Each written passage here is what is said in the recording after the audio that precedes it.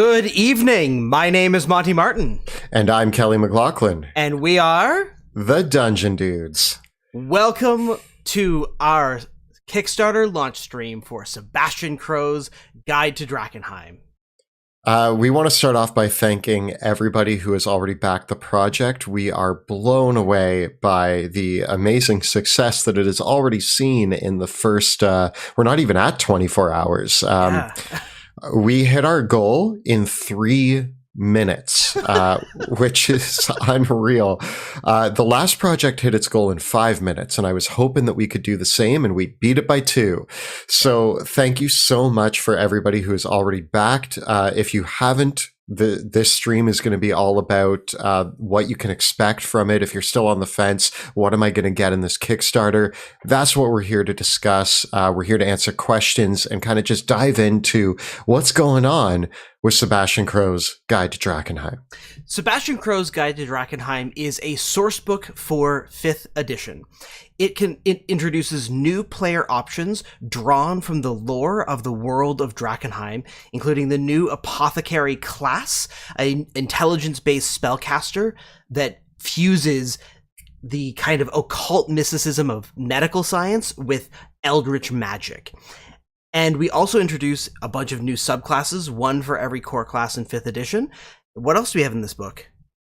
We are also introducing a whole bunch of new spells, which includes standard spells that we wanted to focus on damage types such as poison, necrotic, and acid. Now, why did we want to focus on these? Well, first of all, the Apothecary, when we were designing this class, felt like it needed an arsenal of new spells. So we started designing spells. We also threw in some stuff that we think, in our opinion, 5th edition doesn't do that great in the department of poison and acid spells. They don't have a lot of them, and we want there to be more. So we're making more. We're also introducing new contaminated spells. If you did back our first project, you might be aware of contaminated magic. This is the eldritch magic caused by delirium in the haze, which is a prominent staple of our setting. Delirium is a magical rock that is kind of overtly magic, has both great properties to empower spells, but also cause deadly contamination and horrible mutations. So contaminated magic is a little bit of a give and take, where you can suffer contamination, but in turn cast spells that are far more powerful than others usually of those levels. So we're introducing all new contaminated magic, at least one spell for every level. And how many spells do we have of just standard? I think our goal was to do at least one spell of every level for each damage type, but we're gonna squeeze in a couple more if we can. So it's, but I think it's a couple dozen new spells. So it's pretty meaty. Like we're talking comparable to the amount of new spells that were added in Xanathar's. I think if I was, maybe not quite as many as Xanathar's, but pretty close. And beyond the new spells, we are taking a deep dive into the broader world of Drakkenheim. Now, the idea behind Sebastian Crowe's Guide to Drakkenheim is to be a complementary source book to our first Kickstarter book, Dungeons of Drakkenheim. Dungeons of Drakkenheim is an adventure, and it's a book targeted at dungeon masters. But Sebastian Crowe's Guide to Drakkenheim is not an adventure. It is a player-focused book, so there's new player options, but there's a bunch of lore on the wider setting and the wider world to both inspire adventures and new player characters. And this can include characters that are going to be playing Dungeons of Drakkenheim, but it doesn't have to, because we broadened the scope of the setting of Drakkenheim to include a wide range of other adventures that can happen outside the walls of the ruined city. Or if you just want to take the new player options that we've created, they're fully compatible and easily adaptable to any 5th edition campaign setting. So whether you are playing in our setting of Drakkenheim, or you have your own homebrew setting, or you are just like, you know what, I'm running a game in Eberron, or the Forgotten Realms, or Dark Sun, or Spelljammer, or whatever your favorite 5th edition world happens to be, it's very easy to take those materials and adapt those materials to whatever game setting that you might be trying to play in.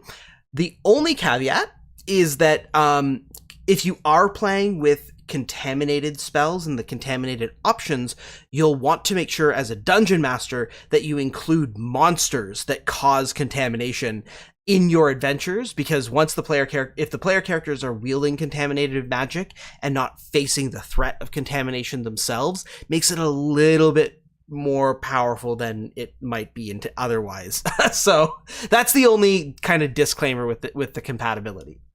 Yeah, I believe that out of our subclasses, there are 3 or 4 that directly use contamination as a core mechanic. So we have a little sidebar in the book that just basically states, if you're not using contamination in your game system, then these subclasses are going to probably be too powerful. But we also include in this book the rules for contamination, and it doesn't need to be tied to delirium or the haze. It is in our setting. So if you're using our setting, contamination's in there. But if you just wanted something like radiation or your own magical rock or whatever you want to use, you can borrow our contamination system, put it into your own game world, and then use all of the subclasses. All the other subclasses, other than those 3 or 4, are completely compatible with all 5e material, and the world lore might inspire you for adventures in your own games, as well as the spells being openly accessible. And we also include tool feats in this book. Yeah. Which the tool feats are actually going to be, the idea is, Monty and I have had a long-standing issue with the fact that you take proficiency in tools when you're playing D&D, but unless you have a DM that's like really into downtime, you don't often get to use your tool proficiencies that often in a game. So we've introduced tool feats with the goal of allowing characters who have tool proficiencies to hone in on those skills, take a feat that allows them during a long rest, short rest, or during an adventure in some way, aid the party or help themselves out using their tool proficiencies. Yeah, so there's all kinds of ways with the various tool feats to augment your weapons, to augment your armor, to build potions and scrolls and traps. So what's really interesting about the tool feats is that they're not crafting in the sense that you're going to be making permanent magic items with any of the tool feats. They're really focused on giving you items and uses for things of your existing tools, things that you can use on your adventures, allowing you to have more reliable access to consumable items that you can build on the spot or cobble together, and really feel like my character is a blacksmith, so obviously I can improve my weapons and armor. My character is a bowyer, and I can make my own arrows. My character loves traps. I'm great at disarming traps. How come I can't build my own traps? You can with the tool feats. Yeah, we're also introducing a few more tool sets as well that are based on Eldritch fantasy. So we have things like I think it's like the Apothecary set. There's the Vampire Hunter's kit, the Exorcism briefcase. So we have a few cool tool sets that you can use in your games as well. So all of that is happening in our book. Just to expand a little bit further on some of that, the lore section is definitely there to inspire backstories for your characters. A lot of people who got into the show or into our first Kickstarter had a lot of questions about what's going on in Illyria or Caspia. And so we have decided to fully detail the politics, magic, religions, and the history, wars, and all of the different things that have happened to those 3 nations. But also in this book, you might find a lot of information about brand new nations that have yet to be explored. And yeah, so we're gonna expand on the whole continent. We're going to give places that if in the first book, something that we said that was really, really important when we released the first book is that if your players decide that they don't want to just stay in Drakkenheim, you need to tell them in session 0, you have to stay in the city. There's no reason to leave.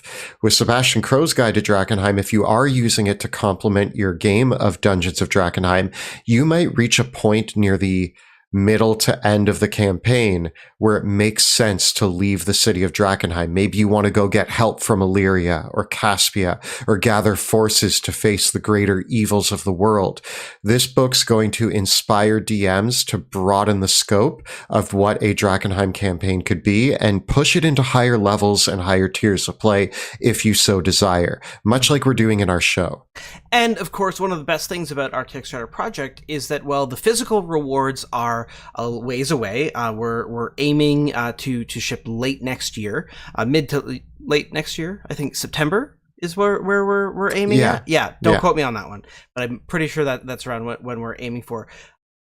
We will be having our playtest for all backers starting this fall in October. So if you're okay with using playtest material in your games, or like to have one-shots to playtest new material, we're going to be starting with a playtest for the Apothecary class in October, and that's going to include all the new spells as well. And then in November, we're going to do our wave 2 of our playtest, where we're going to have the new subclasses too. So if you're really hot to trot to start using all the new player content, and you're okay with using playtest material, you'll be able to start using that in your games pretty soon. The lore and the world and the book and the PDF and all that stuff is going to be a little bit more of a ways, because we want to make sure that, because we're introducing a new class and because we're introducing new subclasses, that those do get play tested thoroughly and that we really get a lot of community feedback, so we can make sure that everything's nicely balanced, working well, and is, most importantly, fun to play. But that is one of the cool things about backing this Kickstarter, is that you will actually be able to get your hands on that material really, really soon following the Kickstarter. So we're really excited to share that with the community. Now, we want to take a moment to share our amazing cinematic with you all as well that we created for this project. And after that we're going to be starting taking a few more questions, talking a little bit more about the project. But also, what's really, really special is we have with us tonight Phil, who is the head of TTRPGs at Ghostfire Gaming, as well as Simon, who is the lead project developer and designer at Ghostfire Gaming, who are going to be joining us to answer your questions about all of the amazing products and the process and all of the other meaty questions that sometimes when Kelly and I get tripped up on all of our lore, we don't answer. So if you do have any questions for us, start posting them in the chat. We're going to be collecting them. Make sure that you start your question by typing question in capital letters, so that we can make sure that we can scrape that from the chat logs, because we will be going back and trying to answer all those questions as we can. We won't be able to get every single question, but we're going to do as many as we possibly can. We'll be streaming till about 8 o'clock tonight, so for another hour and 45 minutes or so, and there'll be several more streams throughout the Kickstarter process. So if you don't get your question answered, make sure that you hit us on social media, ask us on the Kickstarter page, hit us up on our Discords. We also will be having a special channel on the Ghostfire Gaming Discord server that we'll have a link to after this live stream. So if you're not on our patron-only Discord, but you want to chat with us about the Kickstarter specifically on the Ghostfire Gaming Discord, we'll have links for that going up very, very shortly as well. So with that, let us dive in to the world of Drakkenheim.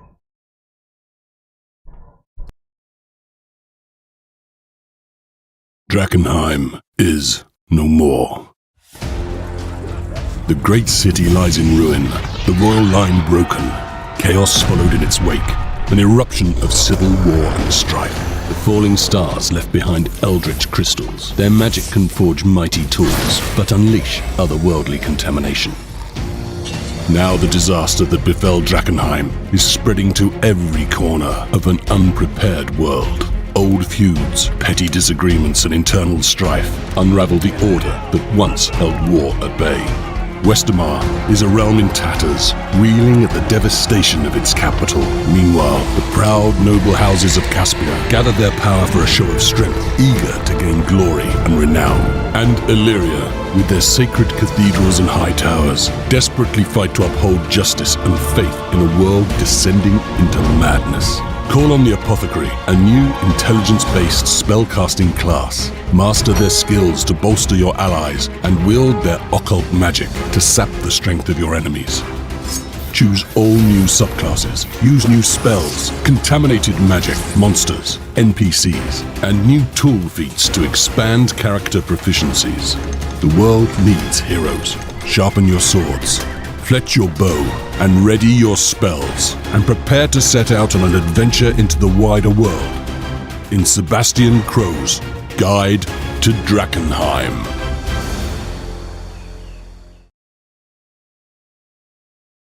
What a wild ride. I so love that trailer. I was so pleased because the incredible Al Williamson came back to narrate that trailer. We loved his work on the first trailer, so we had to have him back. Matt Domino did an amazing job as the director of this trailer, bringing all that together and all the amazing artwork, which of course is going to be featured in the book as well. What's your favorite piece from the trailer, Kelly? I mean, I kind of have a couple that are my favorite piece. Obviously, I think one of my early favorites was the Divine Matriarch. The image of the Divine Matriarch is perfect. But also, I gotta say, Sebastian Crowe gets the cover of the book, but I really wanted the three heroes from Shadows of Drakkenheim to have a little bit of a spotlight for a moment, and seeing them come to life in this trailer was really awesome. Mm-hmm. I feel like they've never looked better. Yeah. They look perfect in the trailer. My favorite piece in that one, I love the Divine Matriarch piece. I also love the other artwork of Elias Drexel slamming his fist down on the table. Yeah, I really like that one. And the Caspian warriors battling the abomination in the Rex Coliseum is another one that I really, really enjoy. Yeah, I feel like we really get a flavor of what a Caspian battle looks like. It's really, this book's really going to bring to life what those nations actually feel like, and I feel like you can grasp that even from the trailer. Yeah. One of my favorite pieces, though, is one we've just recently seen, and it's the one that's actually above our heads right now on the stream. If the artwork below us is the amazing artwork of Drakkenheim that was on the DM screen from Dungeons of Drakkenheim, but above us is the artwork of the special edition GM screen that is coming for this Kickstarter, and I'm not sure if you noticed, but it actually features all 6 of the heroes from our Livestream campaign. You've got Veo, Rudy, Sebastian, Wrath, Pluto, and Wilhelm. Did I forget anybody? No, I didn't. I got them all. Rudy, Veo, Sebastian, Wilhelm, Pluto and Wrath. All 6 of them battling the much bigger Duchess. So it's a wonderful non-canonical, or maybe one day canonical, piece of artwork. That is in there. So looking at this project, Kelly, what do you think? Why are we doing this? Why are we doing this book? Okay, big question. So the reason why this book exists in the first place is when we were working on the first book, we were very dedicated to the idea of making a campaign module, a adventure module for you to play in. But over and over again, we got questions on where's the lore? Are there going to be subclasses? What about a Drakkenheim themed class? We got a bunch of questions about that. And Monty and I had already been brainstorming ideas around that, but it was just too much. I mean, if you guys got the Dungeons of Drakkenheim book, it's a thick book. There wasn't enough room for us to fit everything we had into that book. Monty and I had already been brainstorming ideas for what a subclasses in our world might look and feel like. We had already talked about what the lore of Caspia and Illyria was, some of their political backdrops, religious hierarchies, and all of that. And so when we finished the first book, we already were hearing so many people asking for that, and we decided that it was a no-brainer to kind of go forward with fleshing that out more. And not only that, but, you know, people seem to love our world, which has been really exciting. We did the first book not sure how it would be received. We were like, all right, here's our version of a cool D&D setting. Do you like it? Turns out, I guess, people liked it. And so we decided that sharing more of our world with you was something that was exciting for not only us, but hopefully for all of you as well. And so being able to expand on the lore and tell the history of our world and really dive into all of the nitty-gritty details that make up the horrible backdrop that is Drakkenheim, a combination of political intrigue, faction rivalries, war after war after war, and then a horrible meteor crashing into the Earth, causing even worse problems. So it's just nonstop problems in a dark fantasy setting, and I've had a blast writing it. And I hope that everybody else has a blast reading it. Yeah, ultimately, this book comes from the two biggest questions, as Kelly said. People asked us during Dungeons of Drakkenheim, are you making more subclasses? And are you going to give us more lore about the setting? Those were of all the questions we got during the Kickstarter, the first Kickstarter project, of all the questions that we continue to get after it, those were the biggest ones. So we wanted to listen to our audience and kind of have that give the people what they want. And Kelly and I had been kicking around ideas for subclasses for a long time. The Apothecary actually started out as something that we started developing back in 2018. We had actually mapped out and developed the whole Apothecary class during that year and had been starting playing games with it with Kyle and a few of our other friends. And so this is an idea that we've kind of had in our back pockets for a long time. And we felt that it really felt at home in the dark fantasy world of Drakkenheim. And so, especially because Drakkenheim is a world where magic works a little bit differently in how people learn it and access it compared to the standard assumptions of 5th edition, we felt that the Apothecary was a really interesting gap filler as being that learned character who uses occult magic and approaches it in a scientific way to discover how to learn and develop their abilities. And so what you'll find with the Apothecary overall is that it really has this mixture of eldritch investigator meets mad scientist meets doctor. And so you can play character concepts with the Apothecary that range from everything from Victor Frankenstein building your creature as the reanimator, that's the reanimator subclass that you command, or the mutagenist, which draws inspiration from Dr. Jekyll and Mr. Hyde, where you transform into a creature. We actually realized you could play the Incredible Hulk with this. Or you can be a much more scientific sort of character. I think both the chemist and the alienist do a really good job of playing more of a conventional detective scientist sort of character with a little bit of a paranormal bent. I could actually see playing a character like Dana Scully as either like a chemist or a alienist apothecary. And so if you really like, the Doctor in fiction is such an interesting character and it's such an interesting archetype.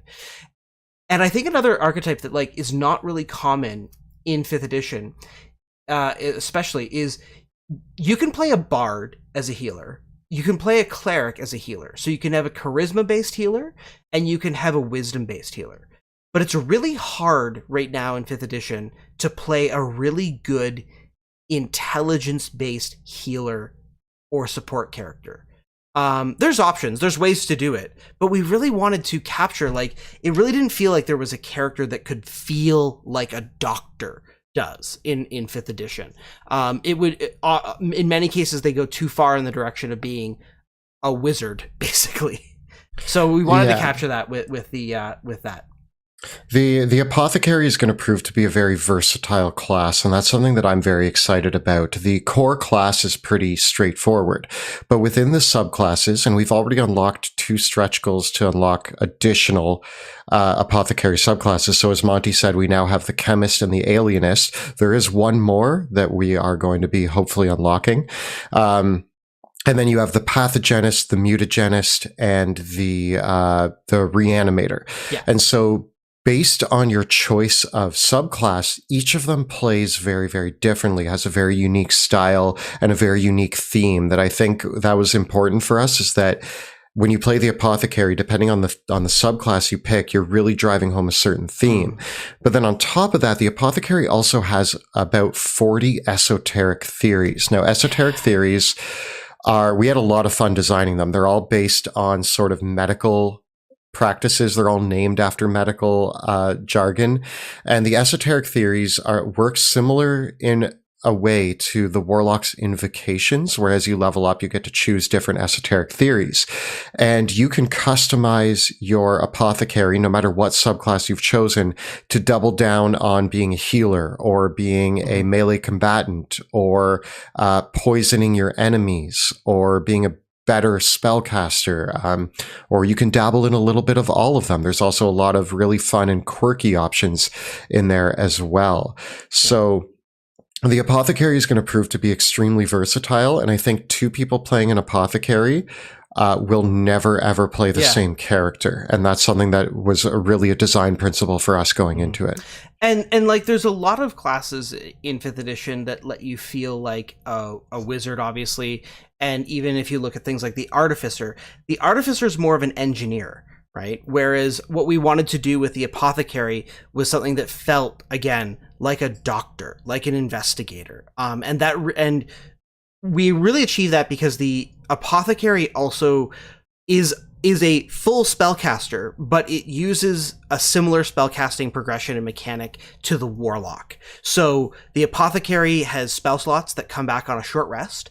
They actually use a slightly more generous spell slot progression than the Warlock. So the Apothecary, as they level up, gains their 3rd spell slot, I think at 5th level, and then they ultimately get up to 6 spell slots total that cap out as 5th level spell slots. And then the Apothecary also at high levels gains additional uses of their 6th and 7th level their kind of their concoctions, which is what we call their 6th and 7th and 8th and 9th level spells.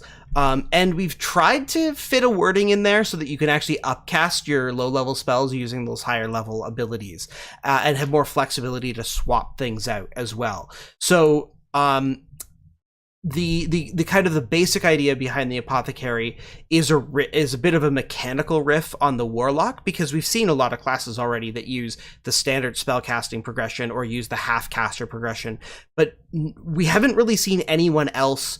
There has been no other iteration, at least from in the official capacity for 5th edition, riffing on the really unique mechanics that the Warlock introduces. So we wanted to riff on that with the Apothecary. We've gotten a lot of questions in here, and we do, and we're going to start answering a bunch of them. But I think that we should bring in Simon and Phil, don't you? Yeah, let's bring in our guests and say hello and get chatting about all things Drakkenheim. Alrighty, so I will just switch us over. Gentlemen, if you want to unmute yourselves now. They've been waiting very patiently. So below me is the incredible Phil. He is the head of TTRPGs at Ghostfire Gaming. And below Kelly is Simon, who is the lead products designer at Ghostfire Gaming and with the Sebastian Crowe's Guide to Drakkenheim. Gentlemen, thank you so much for joining us tonight. It's been amazing working with you through this process, and I am so thrilled to have you on here to answer some amazing questions from our backers and everybody. Thanks for having us, mate. Thanks, Kelly and Monty. Fantastic to be here. It's been an exciting past 8 or 9 hours since we launched, and it's been it's been a long sort of a long process to get here. A fantastic process, but yeah, it's really exciting. Yeah. So we're starting to get lots of questions about all the other cool add-ons that we produced for this Kickstarter, which I think that there's so much that we've chocked full into the book. But I think for me and Kelly, one of the most amazing things about our projects and our partnership with Ghostfire Gaming has been being able to do all the cool add-ons and accessories, which I remember some of the first meetings sitting down with you guys, and we were like, and you're like, so what do you want to do? like the sky's the limit. It's so amazing. That's That's kind of the parameter that we approach these with. And so, but you have a lot of knowledge about how these things work. Like when I always wanted to know, like when Kelly and I are shooting out ideas, how do you decide what is actually feasible?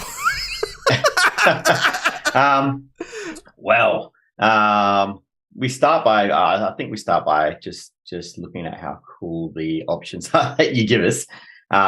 We take it internally, but we also then go out to the public and the fans, and we ask them what they want, and using surveys and having a look at what people want, because we want to deliver things that people really, really want, and really help bring these things to life.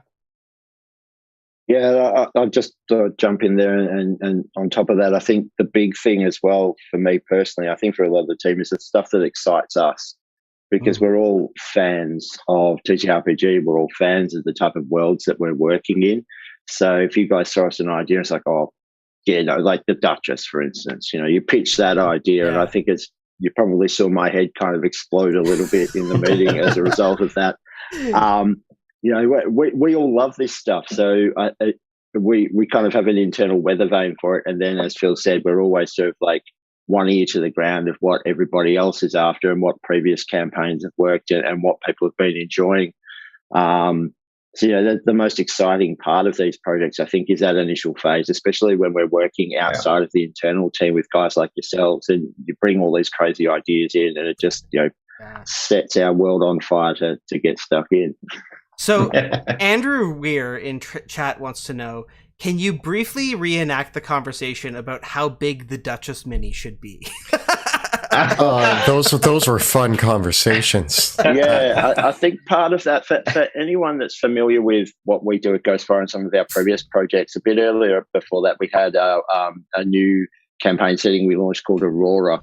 And a big part of that was our first one of these gargantuan minis. And I've got a feeling we had the 3D print for that one, which is a gigantic dragon. And I'm pretty sure that early on in one of the meetings after the guys had pitched the idea, it was like, oh, okay, yes, lots of tentacles, nice big Lovecraftian creature, shades of Dagon, excellent. I do remember us being in a meeting and us just having that sitting on the table at our end of the Zoom to give Monty and Kelly an idea of roughly what we're talking about. I'm pretty sure that had a bit of an impact in the chat as well, memory serves.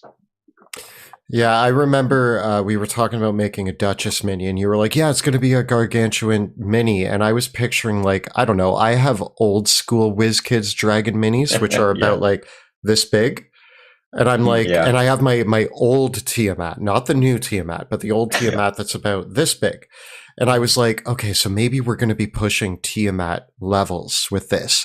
And then when you were like, yeah, it's going to be this big. And I was like, is that even a mini? Are we calling this a mini at this point? Like, statue. Yeah, we're getting a full statue. And my favorite thing about the Duchess is that it's both the Duchess, but it's also a terrain piece as well. You're getting, for those of you who have watched season 2 of the show, there is a fight on a great altar that happens, and so we include the altar as part of the Duchess Mini. It's such an amazing piece, and I really love in this process how the artwork for the cover and the sculpting of the miniature had like a feedback process between the two of them. That was really, really cool to see that unfold, because I remember initially, I think the question was that Simon, you came to us and were like, so what are your biggest, baddest, most incredible monsters that you have in this world, and what can we do? And there were a few ones that were in contention, and I think that because we talked about there's several dragons in the world of Drakkenheim, but we're like, everyone's doing dragons. That's kind of where we were at. We're like, everybody's like, there's a million different dragon miniatures. So we wanted to do something a little bit different. And And I think that for Kelly and I in particular, I think it was the fact that the Duchess was such a big part of the story in our live stream that we were like, this is a cool, like, I think that whole arc in the live stream, Kelly, ended up being such a popular part of the show as well, that was like, this one makes a lot of sense to make as a cool, amazing miniature.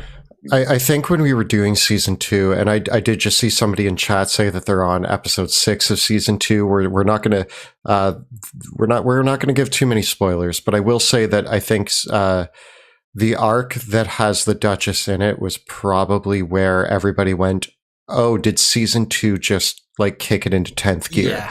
Yeah. And that was the moment. And also, one thing to note, especially in season 2, if you are watching season 2 of our show, we really wanted to hone in on the Lovecraftian horror elements. We start the season by telling a bunch of little sort of novelette adventures that are isolated Lovecraftian stories. And when you think of a Lovecraftian monster, I think the Duchess was probably one of the most iconic Lovecraft monsters. It really, as Simon said, it gives the Dagon vibes really hard. And the portrayal of the character was amazing.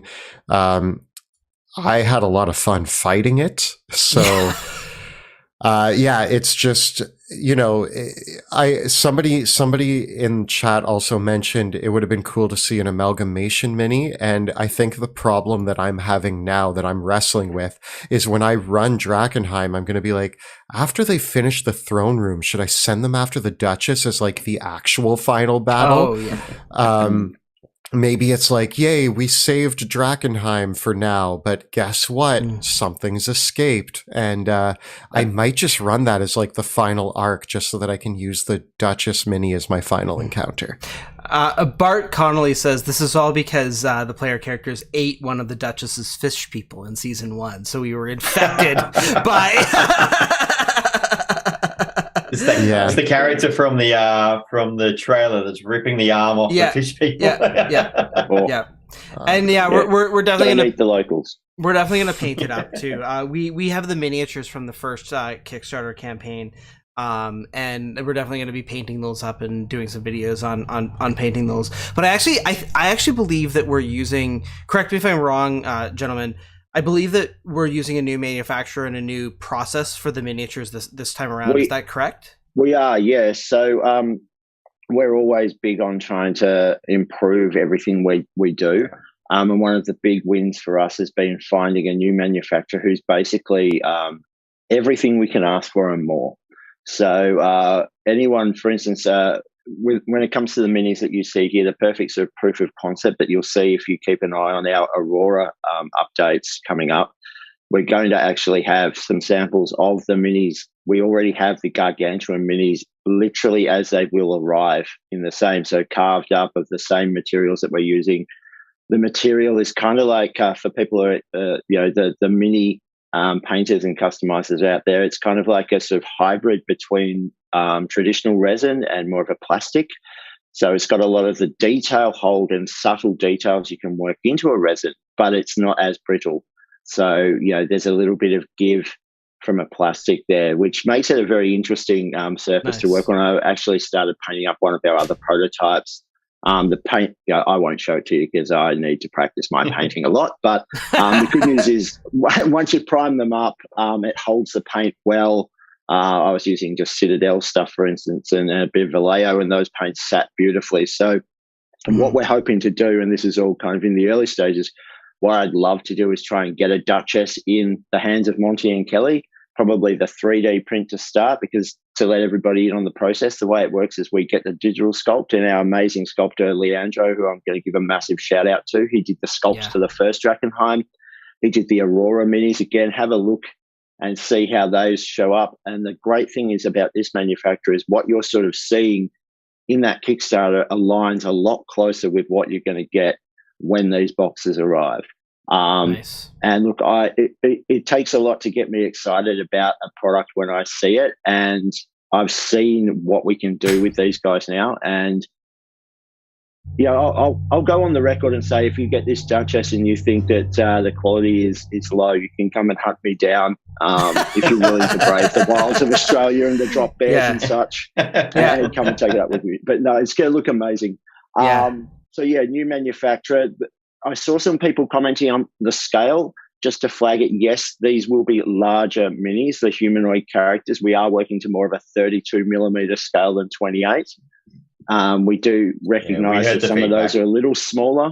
We heard the feedback. We had actually been working on that with other projects just to sort of get them in that kind of more heroic kind of ballpark, because especially when you're dealing with some of the characters we have in settings like Drakkenheim, it really lends itself to that larger than life, monsters of that grotesque character you really want to capture.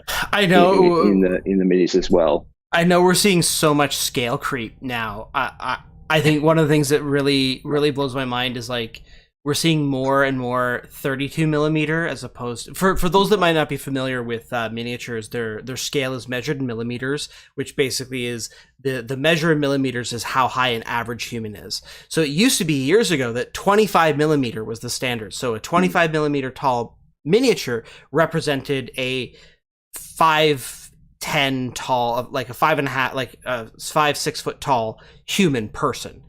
But now the miniature scales creeped up to 32 millimeter, but really I'm starting to see 40 millimeter miniatures become really common too. And I think it won't be too long when the Duchess isn't gargantuan and it's just like, sitting there hanging out with your adventurers because everybody's about this tall on the table. You're using big superhero like action figures for your I'm going to move 5 foot this way.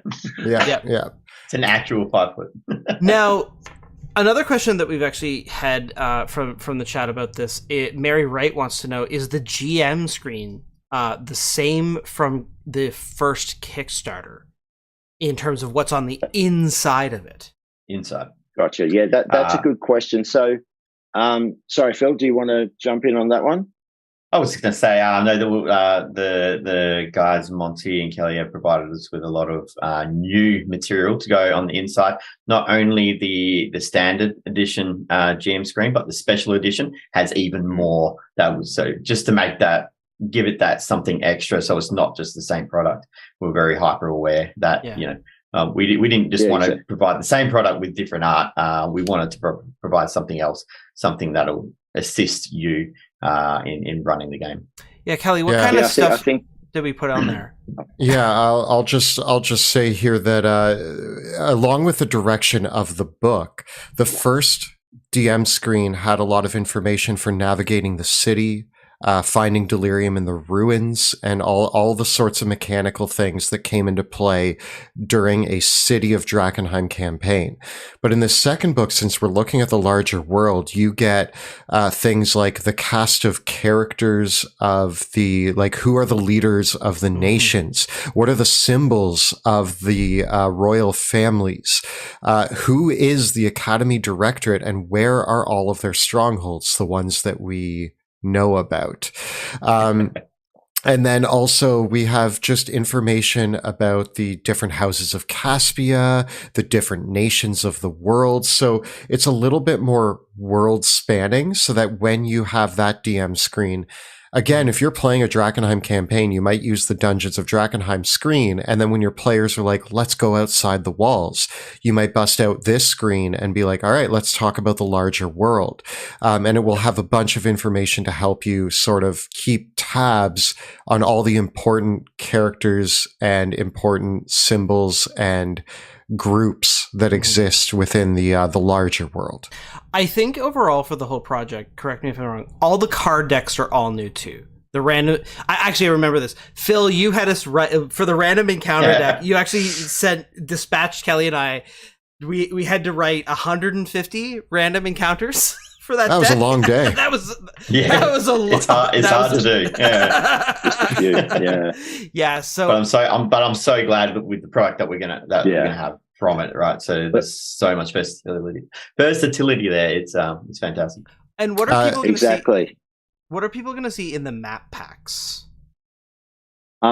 Okay, well, so of the 2 map packs we have, so we have the cities of the world of Drakkenheim and we have the tactical terrain. So essentially what we're talking about there are 2 5 poster packs, double-sided posters. So when it comes to, I'll start with the tactical terrains because that's pretty much the territory, pardon the pun, most people know. They're going to be our standard kind of 5-foot, 1-inch grid maps of various terrain types that you might encounter in that broader world. So some of those will come from adventure content within the book. Some of them may be more sort of generic to the type of regions and the type of terrain you encounter. So say you've traveled to Caspia and you want to be able to run an encounter in that area, we will have something for that as opposed to Westermar or Illyria. When it comes to the city pack, that has some tactical maps, but the key part of that is each one of those will be a city map relevant to a region, one of these regions. So you'll get that level of overview of each of these cities. And then the flip is going to be a tactical map tied directly to that city. So it will have relevance. So say there's a key location that the party is going to, you'll have the opportunity to flip it over and you've got something to run that encounter on straight out the bat. Yeah. Now, I think just to note the people that backed Dungeons of Drakkenheim, particularly the digital map pack, they would have seen that they got a lot of maps there. We're starting a little smaller with this one. I think it's a little bit broader because it's a bigger world, but there's a lot to explore. And what I'm hoping we will see is that people will start asking the questions. Monty, Kelly, we'd love a map for this location. How do we play that? And, if I hear about more maps, fantastic, because that's more maps we can make and we can get out there to everybody. So this is really going to be, think of this as your primer for your adventures in the broader setting and the starting point from there. And feel free to, throw as many requests and suggestions to the dudes about what you'd love to see there because they've got the through line to us and, we'll be more than happy to look at those. So, we just love making it up. Nice. Yeah, that's it.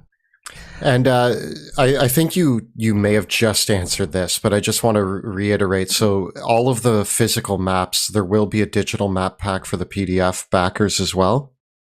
Yeah, so every map in those map packs will also have a VTT compliant asset. So by that, obviously, it will be, usually we run our maps for the people that know enough about how to integrate them. We spit them out at 72 DPI typically.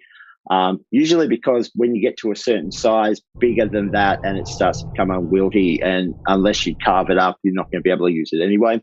So around 72 DPI, so your 1-inch grid, your 1 inch is going to be 72 pixels. I understand that for some, I think Roll20 might be 70, whereas others are like 50. The resolution for that inch can vary, but we'll make sure that we let you know in those file names what the grid count is, so X by Y grid squares, so you can overlay that. You'll have them gridded and ungridded, so if you want to drop them in and use the grid from the map, it'll be there. Otherwise, you'll be able to overlay the grid in-app, and we'll be making sure that we lock things up so you're not having to try and shift the map around. So, yeah, we've learned a lot when it comes to VTT, something we're always striving to deliver what people need to make it as easy as possible, because I know it's a complex system, and we want to make it as painless for everybody to use. So saying that, we're also open to feedback. So when these things go out into the world, if you ever find that there's issues with the maps or there's stuff you don't understand, please let us know and we'll address them as soon as we can. Absolutely. So we talked about the GM screen. We talked about the card decks. We talked about the minis a lot. We also have the cloth map of the whole world as well, which I'm so excited to have. It's such a treasure to have beautiful art of your world. The one that I'm curious about that people have asked about is what's the deal with the player journal? What is that? What is it? Is in it? What are we going to do with this thing? Yeah. Okay, cool. Well, look, the first way to answer that is anyone who had backed Dungeons of Drakkenheim or who wants to go and have a look, because I think it's a free download now. Don't quote me. I'm pretty sure it's on the site. The Dungeons of Drakkenheim character sheet probably is the first way to answer this. So basically what we're looking at is the player journal is about letter size, so about the same size as the hardcover, but it's a softcover book. It's about 96 pages.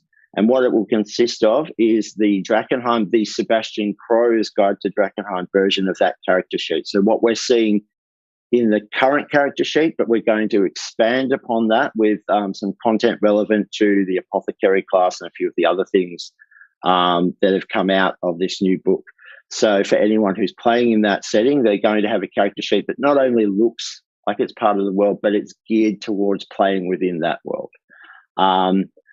In addition to that, you'll have a variety of journaling pages, so ruled, unruled, gridded, blank pages to allow you to record your adventures for players. They can note their maps in, write out information, basically keep it as a record. And then at the end of that, the aim is that we will have some information for them around the tool feats in particular, because we know that the dudes have created some awesome mechanics around tools, but also a great new set of tools and equipment specific to, in particular, the Apothecary class, which I'm pretty excited about. There's some pretty awesome stuff in there. What the aim is with this player journal is twofold. It's one, to give you a record book and a journal when you're playing, and two, it's to try and help remove, I think for me, it's a personal bugbear whenever I've tried to run a game or even play, those moments where you're having to interrupt the flow by asking the GM, so how do I do that again? By giving you guys a bit of a reference that you can refer to at any time you need. So then the focus of play is actually on playing the game. Because I know when you come to a new setting or a new game, there's a lot of sort of learning curve in there. So if this helps eliminate a bit of that's what we're aiming for. And it's got an awesome cover, which I think Kelly loved when I showed it to him. I gotta say, just my totally biased opinion, I just can't get over the fact that on the cover of the book is my character, Sebastian Crowe. On the cover of the player's journal, front and center is Wilhelm, my other character. My characters are just like stealing spotlights left, right, and center. And, I'm a fan of that. It's something, if I can gush for a quick second, that not every player, even people who create third-party content or, are writing their settings for D&D, not everybody gets to have their favorite characters immortalized as the title and cover of a book. And so that's something, if you guys saw the special edition cover and the special edition slipcase, I lost my mind seeing those. It's I'm not gonna get emotional, but it was a very emotional moment for me seeing the special edition cover and slipcase, because it's just like, there he is, Sebastian Crowe, turned into like the most beautiful artwork. I've got that all up on screen now too. So I'm just showing the pledge tiers on the Kickstarter page. Right. Yeah, they're so gorgeous. So we've got the maps, the GM screens. And I love the alt cover. I can't wait to have the special edition cover of Dungeons of Drakkenheim beside the special edition cover of Sebastian Crowe's Guide to Drakkenheim. They just like pair together so well. It's like fine wine. Yeah, but Sebastian Crowe's is definitely cooler. Just just that little bit sexier. Yeah. So that's been a real treat for me. What's going on with the dice? Go ahead. Yeah, we'll talk about the dice in a moment. Just a couple of things I just wanted to say there. Look, Kelly, honestly, guys, like, I just take that as a mark of pride that something you created as personal to you as that character is exhibited this way, and that you have a massive following, guys. I don't need to tell you that, and it's reflected too in the success of this campaign so far. That, like, seriously, well done. And this, I think, look, this is a great thing to exemplify. I also just want to say just a little shout out there that everything you're seeing, from the design of the Duchess and those minis to that amazing cover, is really a testament to guys like Ona, our art director, Marius on the previous Dungeons of Drakkenheim book, and to Matt, who worked on the cinematic and the Kickstarter page with me, have produced some absolutely stunning artwork. That, from my perspective as a products designer, getting to work with people like that really makes the job not only an utter pleasure, but really easy. Yeah. Also, the other guy, sort of like in the background a bit, like like Chris Walls, our editor. Yeah. He really just elevated the book itself to a whole new level. Yeah. So working with Chris has been fantastic, and watching the bounce back between Monty and Kelly and Chris was something special. And then there's been amazing people like Martin, who's our layout editor, and Hannah, who Absolutely. has been heading up all of the marketing coordination and putting together the Kickstarter page. And absolutely, the creative energy. Like, I do have to say, the artwork often blows my mind. Yeah. Right? Like just because it really does feel like the world just comes to life through all that art. And it just gets to live, and in so many cases I have felt like, wow, this artwork just ripped something right out of my brain and made it real, and it just feels amazing to see that come to life in that way. I feel so fortunate, and I'm so thankful to have amazing project partners, amazing artists, and such talented people, and such an amazing community of supporters that make all this possible, because it really is, it's a gift and a privilege to be able to share this world and see it come to life in this way. I will echo what Monty said. I think it's been such a surreal experience, and like, everybody keeps telling me, like, why were you surprised? When I was like, what? This Kickstarter hit its goal in 3 minutes? And they're like, well, you saw the last Kickstarter. But I got to say, it's still, I've never fully wrapped my head around the fact that I get to just talk about the world that I helped create, the characters that I designed. Like, it's a weird thing, but a lot of us creators, I spent years sitting in this office before I was a dungeon dude, writing homebrew stuff, and I would spend hours and hours and hours on it and be like, why am I spending so much time working on this? I might not even run this homebrew campaign. But now to be able to share all of these wild creations with so many people and have them be excited about it is a true blessing that I can never really fully comprehend. And like, I feel so grateful to be here sharing this world with all of you. So thank you to Ghostfire, and also thank you to all of the backers who are helping make our dreams a reality. It's really amazing. So coming back to a question, what's going on? So the set of dice, yes. We have this really cool scroll case for them. And these are going to be sharp-edged dice, correct? They are super sharp. That's right. Yeah, so that's what I like. Yeah. They're like delirium in your hand. Don't step on the D4.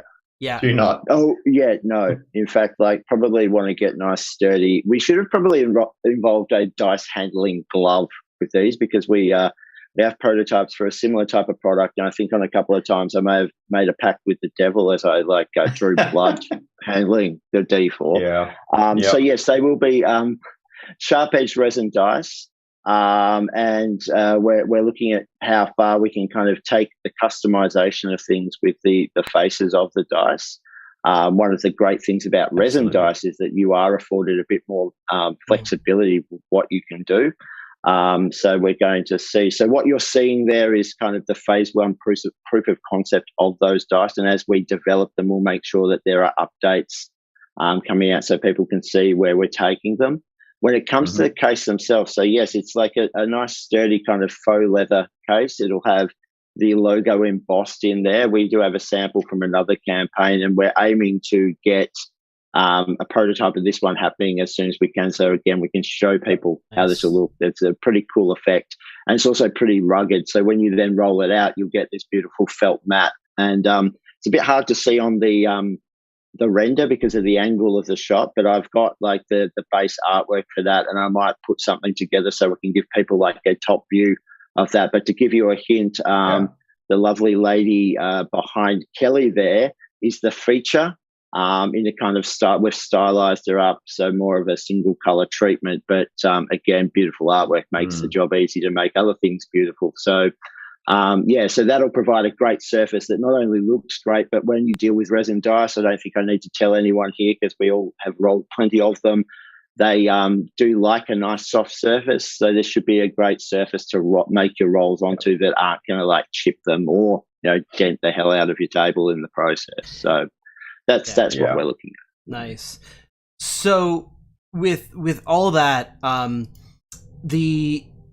we have 7 pledge tiers this time around, in total. So the difference from this one now is that we have the Duchess's default pledge, which is just for the big Duchess Mini and the PDF. Right. Mm-hmm. And then we have the big all-in pledge, which includes every single item. Do you get both the regular and do you get both the standard edition and the special edition in the all-in pledge? Yeah, in the all-in, you get all the things. Okay. Exactly. Everything that's produced by this Kickstarter will be in that all-in pledge.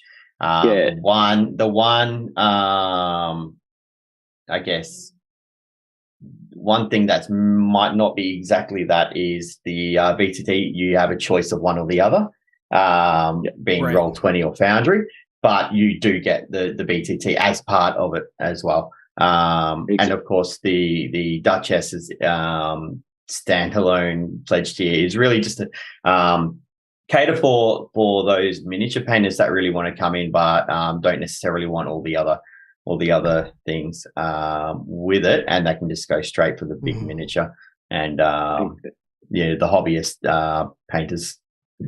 So if you're exactly so for anyone that's not going all in, how do the add-ons work? Because we're doing those are all added after the Kickstarter, correct? Is that how we're doing it this time around?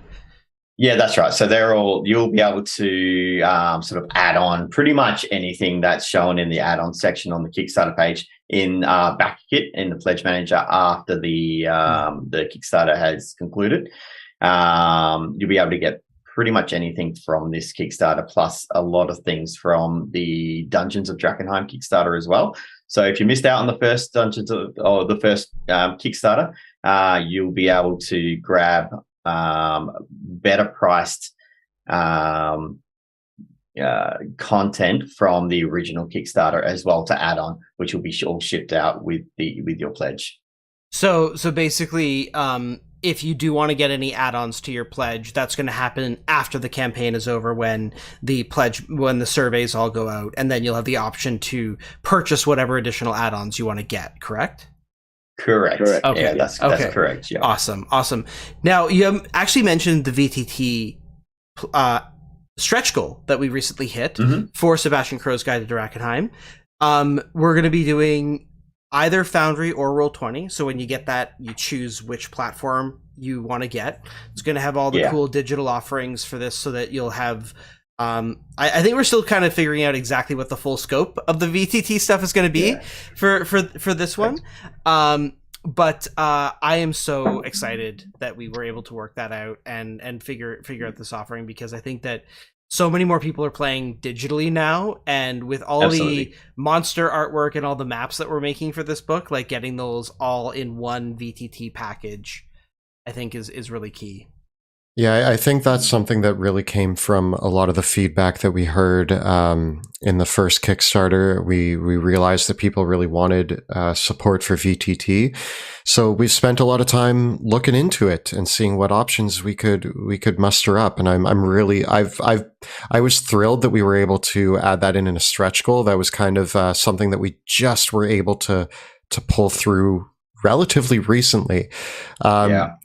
So thank you, Ghostfire, for being able to get those deals with Roll20 and Foundry, so that we could offer that. Absolutely, and big props to Nick, our operations manager, who really brought that one home for us and made it possible that we would be able to do that. So yeah, we're really excited. It's our first foray into full VTT modules, so we're just super excited to get that rolling. Yeah. I just want to announce, I'm just going to be keeping tabs on this all night, but somebody just mentioned Glamour Moth, I believe it was. One of our patrons just mentioned that we just surpassed the first Kickstarter's 24-hour mark. What the amount that we made in the first 24 hours from Kickstarter 1, Wow. we just passed that. That's Fantastic. exciting. Yeah. That's exciting. So, yay. Alexander F said, I would literally pay Monty $100 for his OneNote file for Drakkenheim. I don't think you'd want to, because there are no OneNote files for Drakkenheim. It's Scrivener that is the original manuscript. But I would also say, here's the thing.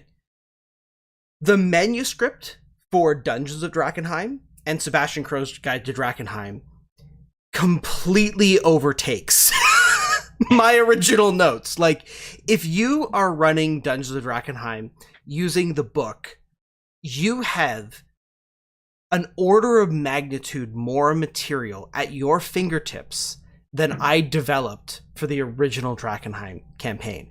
And with Sebastian Crowe's Guide to Drakkenheim added on top of that, especially all the lore in that, you have more like way more than what's in my notes. Like, it's so much more.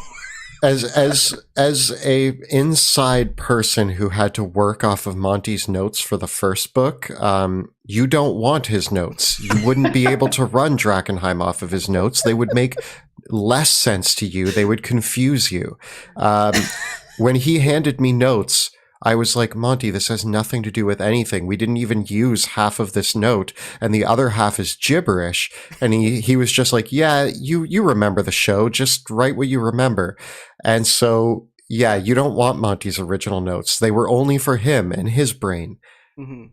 But they're like Tolkien's notes, aren't they? So Yeah. I'm sure Tolkien's notes are, like, the famous story that I love to tell is when we were writing the section on Queen's Park Garden for Dungeons of Drakkenheim. I gave Kelly my notes, which consisted of several photos of several gardens that I'd been to in my travels, particularly in Germany and stuff like that. So I'd taken photos of like the Tiergarten and several gardens that were in and around oh my god, Coburg, and other places. So I had those photos, several photos of some grotto-style gardens, and then I think I said creeping moss, angry lawn gnomes, and what was the other word? Sad statues. Sad statues, yeah. And I think that's what I had. And I was like, you want me to write the entire chapter based on this? And Monty's like, yeah, you got it. And so, yeah, I did get it.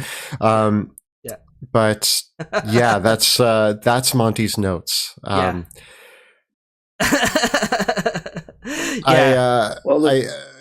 There's a lot of good questions coming in. A lot of people keep asking us, I'm just going to answer this one right now. Monty and I will not be able to rank our own subclasses because you have to realize that we'd be completely biased. Yeah. Comparing my work to the official work doesn't, like, if you want my opinion, I think we've made some of the best subclasses out there. But you don't want me to make a half-hour video of me being like, A, S, A, and then people are like, you're wrong. And I'm going to be like, I wrote it, so screw you. No, it's like, I love them. I think they're all great. So it doesn't seem fair that we would do ranking videos on them. But what I will tell you is that the design intent was for Monty and I to hit a solid A tier. We don't want to push into Twilight Cleric territory. But we also don't want to push into Purple Dragon Knight territory. So we definitely are trying to land in the solid A tier where you're really, really great, really, really on par with a lot of the best subclasses in there. And that's what we're really aiming for. Except for the monk, which we're Except for the monk, we tried to make S tier. Yeah, yeah. So our monk subclasses are intentionally more powerful than the other monk subclasses that have been published so far. They will enable you to do things like use Great Weapon Master with your monk and wield pole arms with your monk, because they do up the power level there. Yeah. So what anything else that we should I know we've only got you for a few more minutes, gentlemen. Is there anything else that we should let our backers know about this project or about the products or anything that we should put out into the world? We've got plenty more stretch goals coming. Oh, yes. Yeah, We've got a lot of stretch goals coming. We'll reveal those as we go.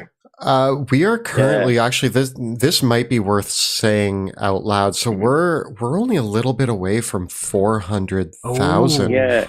So see, I do think there's maybe something we could talk about that might incentivize people to want to try and hit that 400,000. Because Monty, did you get that email I sent you? Don't quite have it loaded up, I'm afraid. Let me see if I can get it here. Just give me because.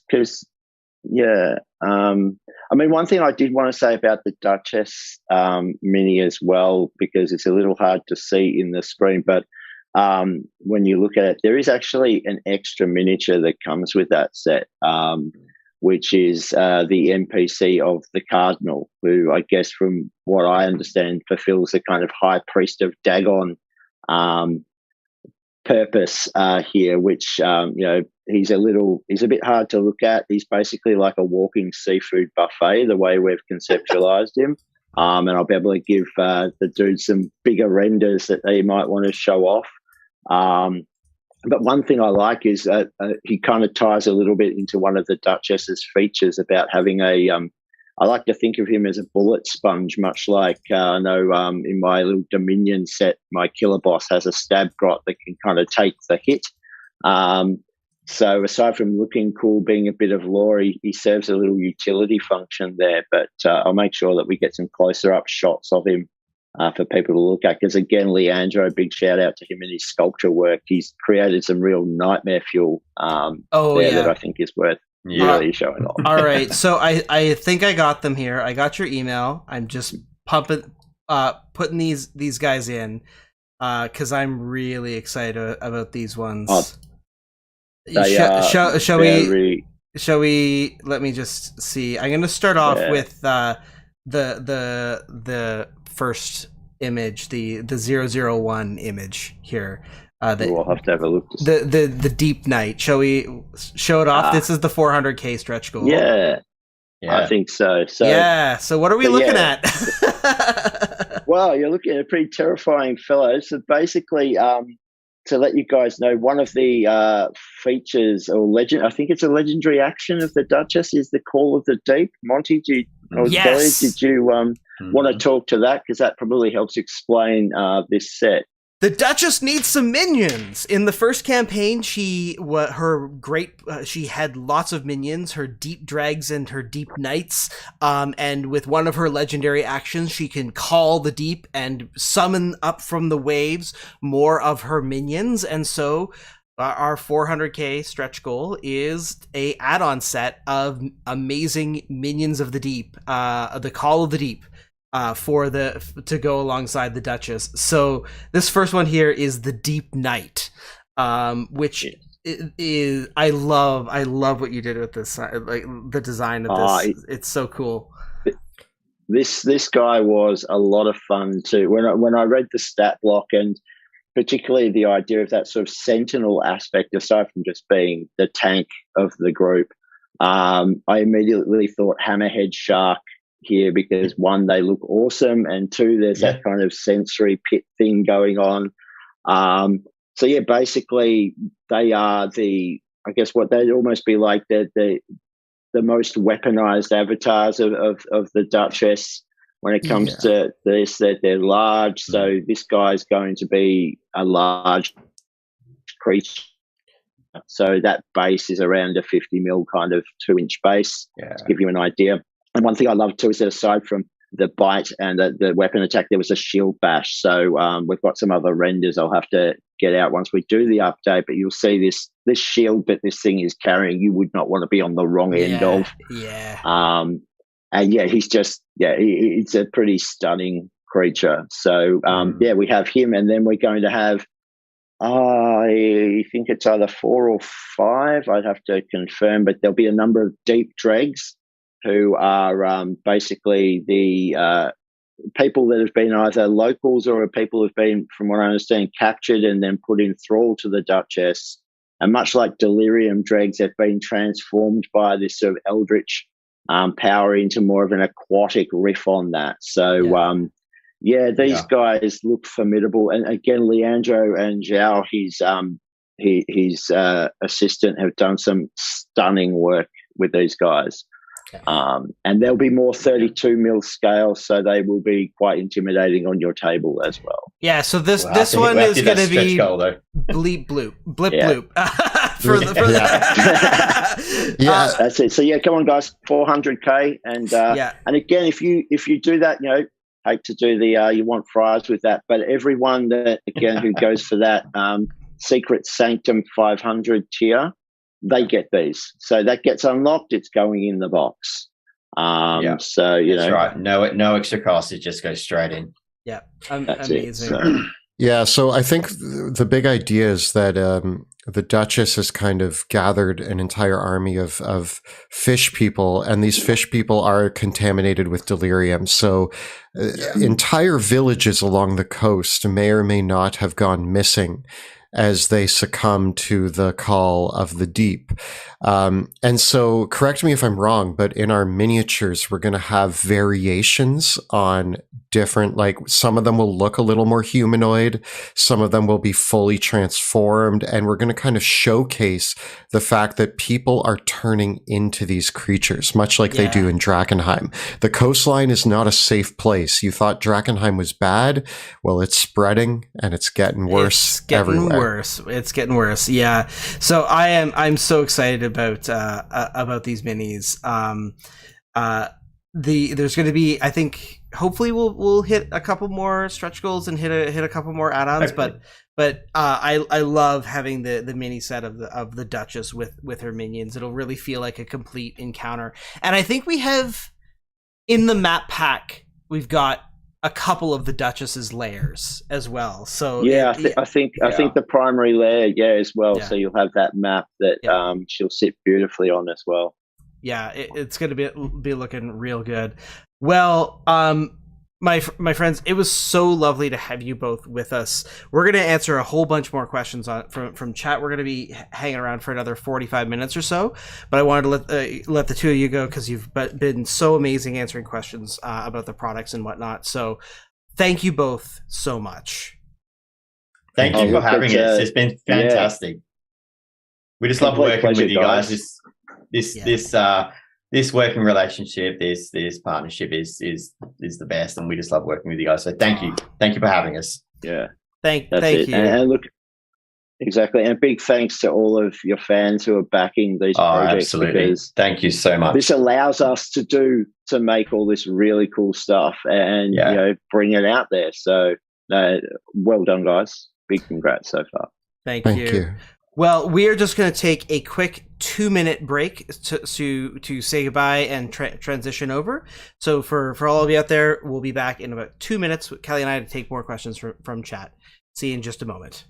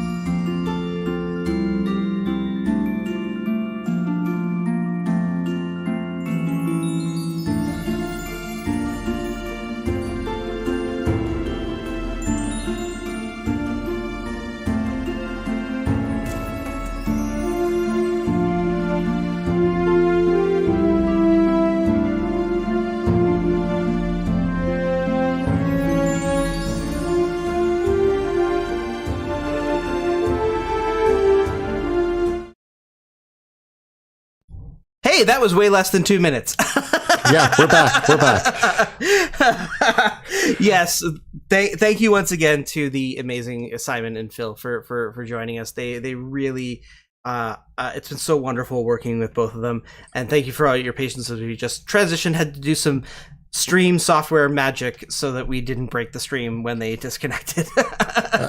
I just saw in chat somebody asked, like, how easy is it to partner up with Ghostfire for projects like this? And I want to iterate again that, like, The working relationship that we have with Ghostfire is so incredible, and they really give us the free rein to explore what we want to do with our setting. And as you just heard from them, they're just excited to make it happen because they love making good D&D products, and they're really into our world as well, which is just fun to share with them. And we just get to collaborate on making cool stuff. And I'd say it's been a really beneficial partnership for all people involved. Been so good to work with. They're such talented people, and the creative energy in our partnership is really so fulfilling to work on this. It really is an amazing partnership and collaboration between Kelly and I and the team at Ghostfire Games. Without them, this whole project would not be possible. So I don't think Monty and I would be producing any books at all if it wasn't for Ghostfire. So it's been a true joy to work with them. But let's take some more questions. We have a few saved here. I actually think we answered a lot of the product questions. Yes. Yeah. What else do we have? Do you have anything good? I'm just reading through these and seeing what we didn't answer. Okay, so we talked about the VTT stuff, so we'll have more details on that. But for those that have asked, because Jonathan M and as well Stuart S asked about VTT integration. The currently unlocked stretch goal is just for VTT integration for Sebastian Crowe's Guide to Drakkenheim. We'll have to take a look at what we're going to do with Dungeons of Drakkenheim and the material in there for VTT. It's something that nothing is off the table at this stage. But the currently unlocked stretch goal is just for Sebastian Crowe's and the new content in there. And if you get the add-on, or you have the all-in pledge, you'll be able to choose whether you get the VTT stuff on Foundry or Roll20, and that will include all the digital stuff that you need to use the contents of this book in online play. I really like Mike's question here. I'm going to answer this. It seems like an interesting thing. Like, how did the relationship with Ghostfire and us form? The question that Mike asks, did you approach Ghostfire about producing the book, or did they ask you in the first place? So what happened was actually really interesting. Ghostfire has their own setting that they were working on, Grim Hollow.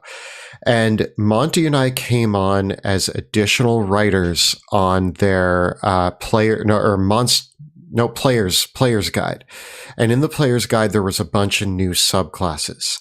And Monty and I produced 6 of those subclasses for their player's guide. That went really well, and I'm pretty sure that was sort of the initial meeting. It's like Ghostfire's like, let's see what the dungeon dudes are like to work with.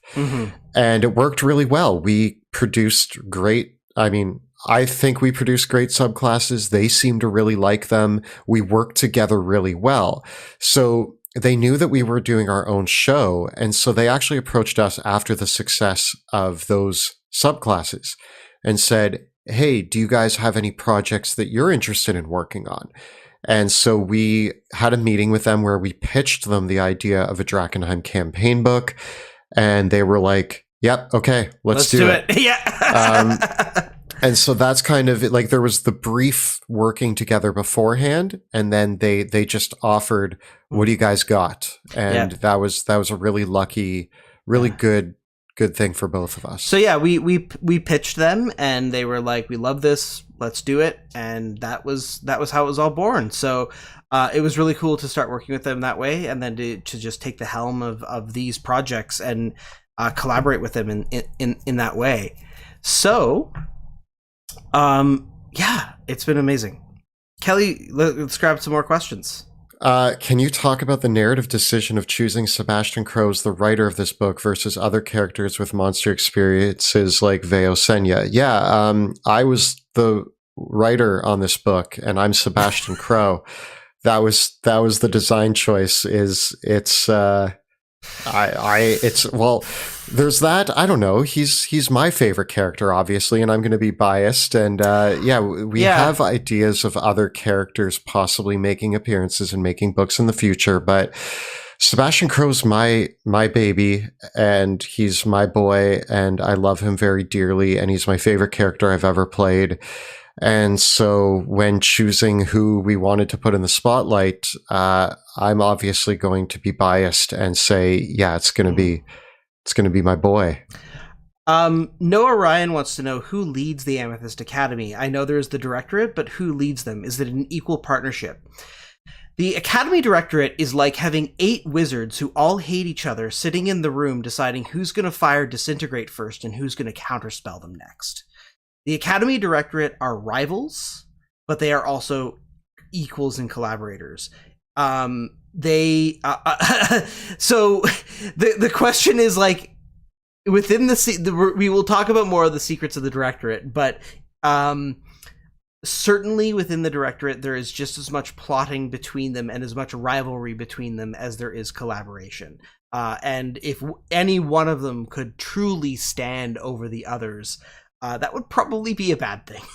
I feel like with the Academy Directorate, each of them thinks they're the most powerful member of the Academy Directorate, but is hesitant to push that claim in case they're wrong. So there's this uneasy sort of like, well, they could never beat me, but if I screw over one of them, will all of them gang up on me? Because that I don't think I could handle. Yeah. So there's a really uneasy and shaky alliance between the Academy Directorate that's basically the most powerful. They're all a nuclear warhead in a person who's standing there being like, am I going to drop on anybody else in this conversation, or are we all cool? So they're almost constantly in a cold war with each other on, like, everybody's not sure who's going to backstab who, but nobody's backstabbing anybody because it could blow up everything. Yeah.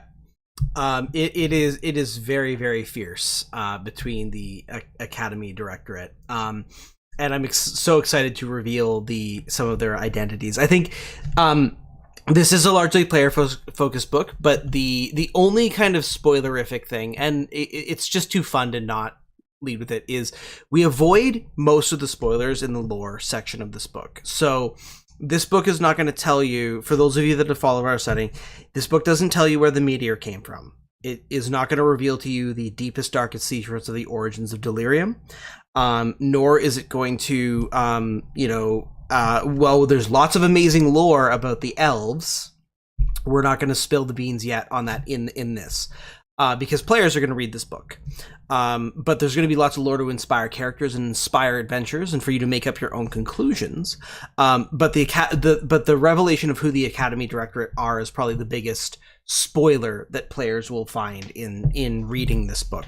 It was really important to us that the rest of the lore was something that a player could read it and get inspiration for their characters from it. And I even think if the players do read the Academy Directorate, like in our live campaign, we kept them very secretive. Nobody knew who any of them were.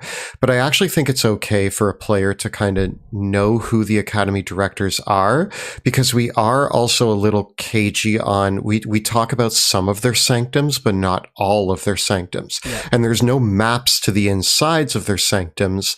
There's, I don't think there are, but we allude to where they are, what they're like.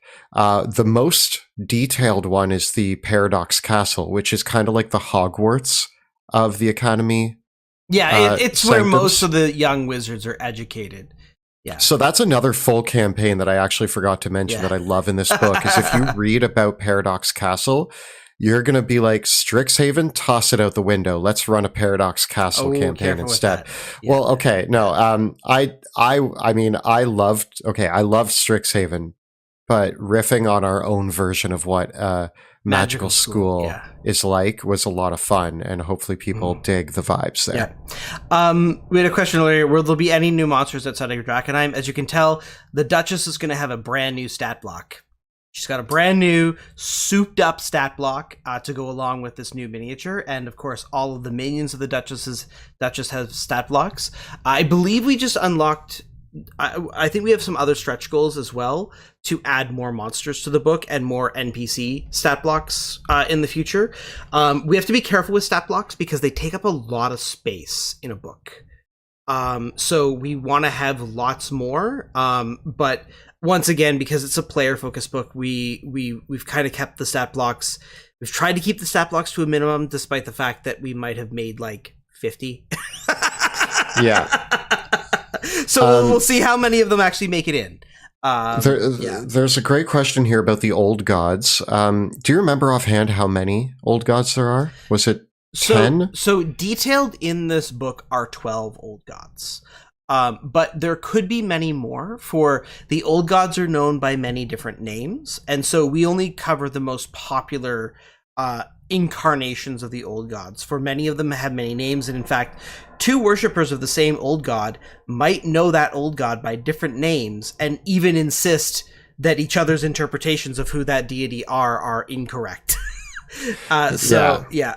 And we've detailed a lot, like there's a huge section in this book for the way that all the various religions work. So if you're wondering about the sacred flame and the old gods, you're going to get a lot in here. We also detail, if you're trying to create a druid or a barbarian or a ranger or any character who worships an old god, not only can you say, yeah, I worship an old god, you can look through the old gods, pick the one that speaks to you the most. They all have rituals, they have worship practice. You can use those to inspire your character stories. To really bring to life what it means to be an old god worshiper or be a worshiper of the sacred flame. We have mention of shadow cults, and we have mention of the falling fire. A lot of different ways to go. Yeah, and we have passages from the holy text of the sacred flame and the testament of the falling fire as well. So if you want to quote scripture, we haven't written the entirety of these, but there are quotes and passages that if your character is a worshiper of the sacred flame and wants to quote Saint Tarna, or if your character is a worshiper of the falling fire and wants to quote Lucretia Mathias, you'll be able to do that. Question about the lore of the dwarves. Yes, we do fully detail a lot of the lore of the dwarves, including their personal beliefs, which are slightly different. They have their own rituals and traditions. We talk about what happened to Glimmer Peak, but we also talk about the Ironhelm dwarves who are still thriving and living in their own community in the Ironhelm Ridge Mountains, and sort of what they have going on and their ventures into Drakkenheim and all of that sort of stuff. So there's a nice chunk of lore to really detail what dwarves are like in our setting, what elves are like in our setting. We also include areas of the world that have more halflings than other places, or more of strange folk, or gnomes, or goblins, or various other things. So for those of you wondering how the races and classes fit into the world of Drakkenheim, we actually have details to help you out with fitting your characters into Drakkenheim in various ways. Now, and of course, in the player section, so in addition to all the subclasses, we actually have a whole section on the lore of every class and how the classes fit into the world of Drakkenheim, including role-playing ideas, personality traits, and new personal quests for all of the classes as well. So we don't introduce new backgrounds, but we kind of give every class a Drakkenheim-specific background treatment as well in there. And it will answer your questions about, like, how do elves fit into the world? How do dwarfs fit into the world? How do halflings and gnomes fit into the world? When it comes to the one of the things that it's worth noting about the world of Drakkenheim is that Drakkenheim is a very human place. And in fact, in the book, we suggest that if you want to capture the theme of Drakkenheim and make it feel like the grounded low fantasy world that we imagine it to be, we recommend requiring half your player characters play humans. You don't have to do this, though. It's completely optional. And we give you parameters on how to introduce any of your favorite player character ancestries and origins in Drakkenheim, because there's so many now. Like, 5th edition has so many different character options for who your character is. And basically, we can't write about all of them for a variety of reasons, not the least of which is space. So we give a set of guidelines on, like, if you want to play a bird folk or a cat folk type character and what that would mean in the world of Drakkenheim, but it's very broad guidelines for those, whereas we give a lot more lore about humans, elves, and dwarves, because because ultimately they're the big movers and shakers of the world. Like, they're the most present in this in the setting, because it is more of a grounded lower fantasy setting in that respect, right? Somebody asked, is there anything about the Underdark or Drow? This actually connects to the previous mention of dwarves. We don't have anything about Drow. Remember that elves all are treated as one thing. There's different types of elves, but in our setting, they all came from the same place. What they used to be, maybe Drow existed a long time ago as Underdark dwelling elves, but in our setting, they're just elves. You can play a drow or a dark elf as your character in the world of Drakkenheim, but there's no creature like Loth. There's no city like Menzoberranzan. That sort of that lore is not really where we're going with the elves. We're kind of doing a different direction with elves in our world. So, well, at one point there might have been, wherever the elves came from, they arrived here with all their diversity, but the elves think of themselves kind of as one people now. And even though you can play any different of the different types of elves that you want to, there's no specific lore remaining for any of those, because the elves don't remember. The elves don't remember how anything beyond how they arrived in this world. So. I do want to answer Noah's question, but just to finish up with that question, when you read the dwarf lore, there are hints to our version of the Underdark. We don't detail it in this book, but there is something called the Deep Dark, which is something that the dwarves know about intensely, that a lot of the rest of the world doesn't know a whole lot about. Although the dwarves have forgotten a lot of the secrets of the Deep Dark over time. So expect tidbits of information, and possibly in the future, we might expand on that and tell you more about the Deep Dark. Noah's question, are the Academy Directorate the Sorcerer Kings of old? Very specifically, no. It was very important for us that the Sorcerer Kings are not, if we made the Academy Directors the Sorcerer Kings, what we're actually saying is these are the villains of the campaign setting. Yeah. And we don't want there to be any prominent villain. The characters choose who their villains are and who their allies are. The Sorcerer Kings are detailed a lot in this book, and what you choose to do with those details is up to you. But as far as Monty and I are concerned, the Sorcerer Kings were defeated. However, the events of what the Sorcerer Kings wrought on this continent are the backdrop for a lot of the political, religious, and magical decisions that have been made that have caused a lot of the grief, strife, and wars in our continent. So, wow, chat, spam bot. So, yeah, the Academy Directors are definitely not designed to be villains. They might work really well with your party. So if you want lore on the Sorcerer Kings, it's all going to be there, but they are meant to inspire the state of the world more than anything. Remember, one of the most fundamental elements of Drakkenheim as a world, as a setting, as an adventure, is this is a world where the player character's choices determine who the heroes and the villains are. So one of the things that we actively resist in the setting is present a convenient villain who is responsible for all the evils of the world. The Sorcerer Kings are in the past of this world, and they're not, and well, the echoes of the horrific deeds that they did are part of what informs the present. We're not at this stage planning any sort of the Sorcerer Kings are back sort of narrative. If you wanted to do that, I would run Rise of the Runelords, which is an amazing adventure by Paizo. And I would probably just say, run Rise of the Runelords, and that is and set it in Drakkenheim, and that is your Return of the Sorcerer Kings narrative.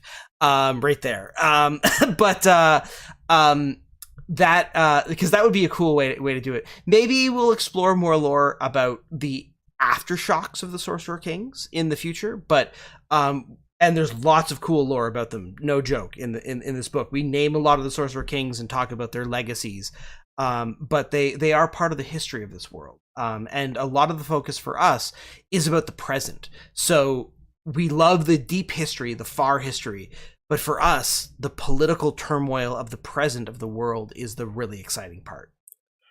Monty, this is a great question. I have my opinions, but I actually want to hear yours. How does a Divine Soul Sorcerer fit into the world of Drakkenheim, in terms of, does the Sacred Fire allow a Mageborn to harness divine power, or is that blasphemy? Well, you got to remember that player characters are exceptional.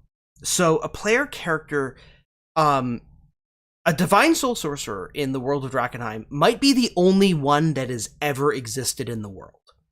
So it's up to the player and the Dungeon Master to figure out what that means. However, there is a subtle reference in the history of the Sacred Flame that the person who wrote the sacred text of the religion was themselves a Mageborn sorcerer. So take for that what you will.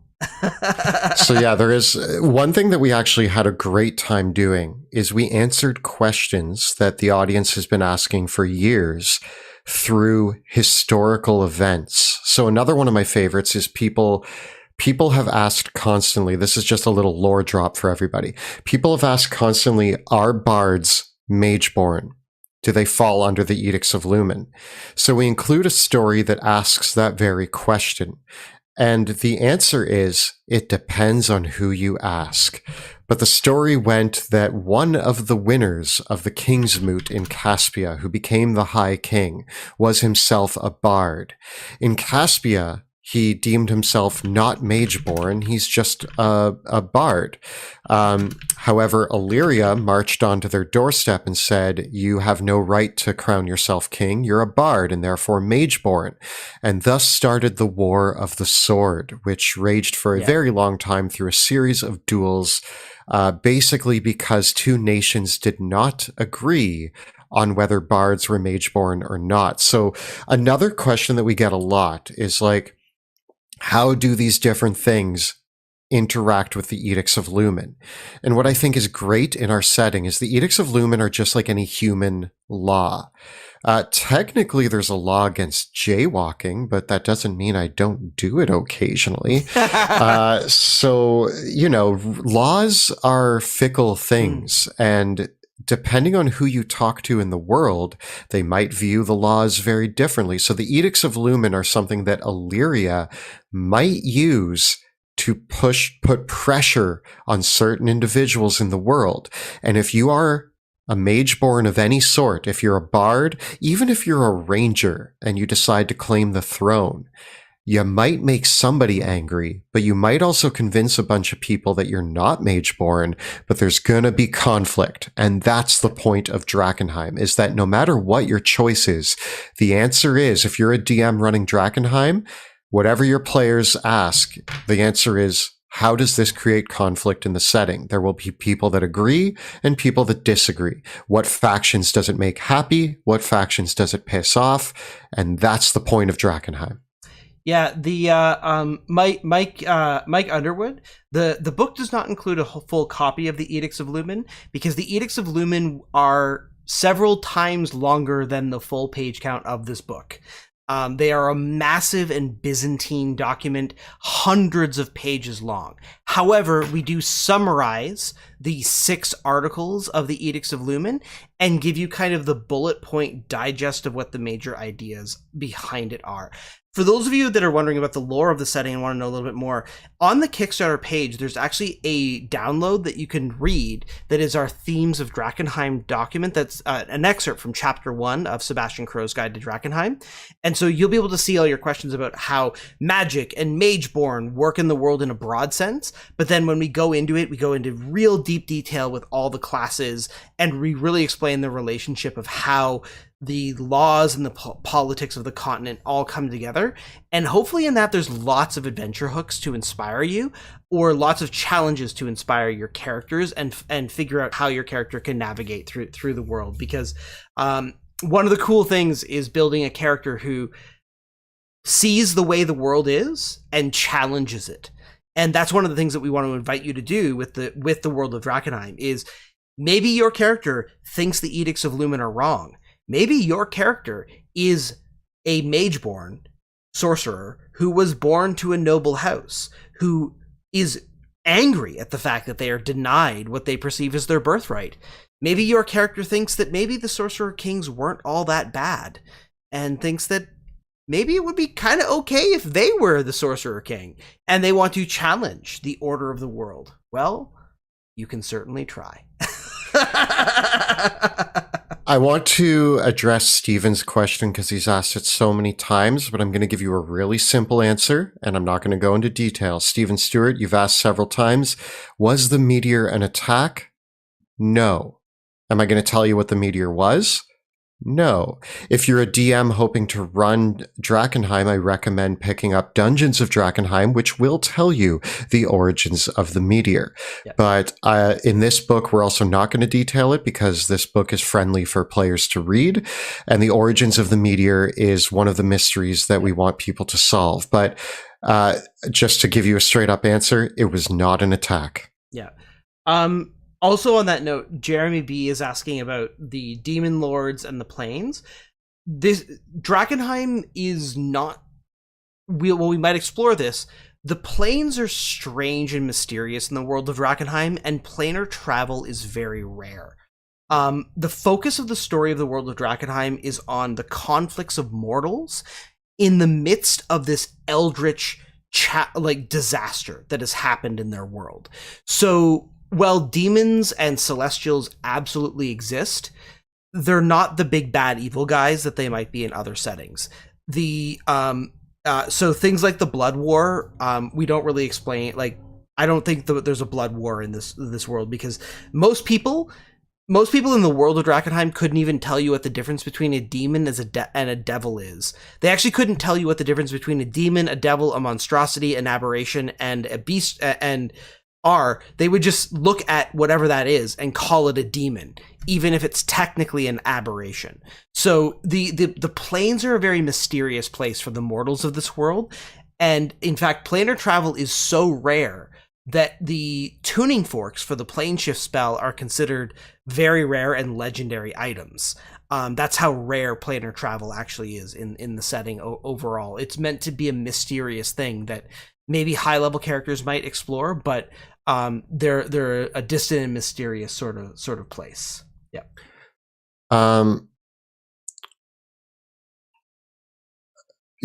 Question here from Oliver. This is the one I wanted to answer. We know the Duchess will be statted out in the new book, but will we also see other villains NPCs like Constance Kleincastle, Rickard Steelfang, Wrath's father, and teasers of abilities? The answer is we just unlocked the stretch goal earlier today that will put all of the above mentioned characters into the book as stat blocks. I don't think we have a unique stat block for Constance Kleincastle.